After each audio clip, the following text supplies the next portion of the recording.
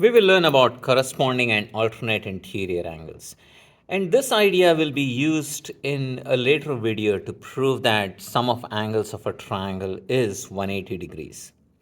So here's the idea. If you have two parallel lines, so these two lines are parallel like railway tracks.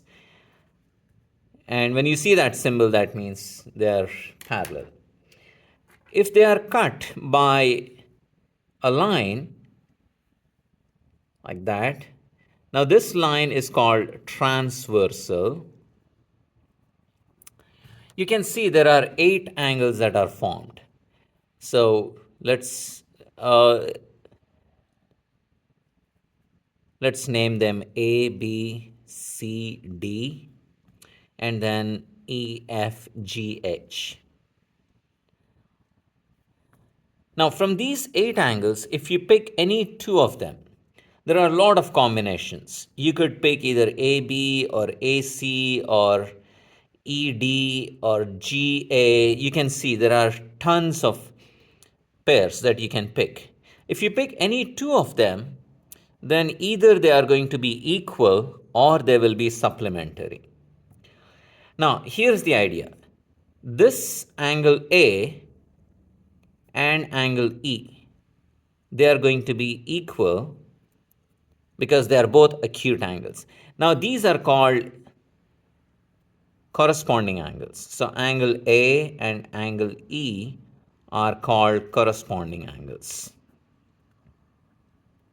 Now, similarly, you can come up with other examples. Maybe I'll show you one more example. So, I can say F and B are corresponding angles.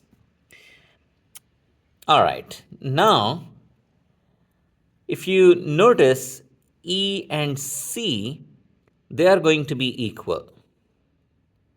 And why is that? Well, look at these two angles, A and C. They are equal because they are vertical angles. We covered that in an earlier video. So E is equal to A, which means E is equal to C. So angle E and angle C are called, they are going to be equal and they are called alternate. Why are they called alternate? Because look, E is on this side of the transversal, whereas C is on the other side of the transversal. And this region between those two lines is called the interior portion.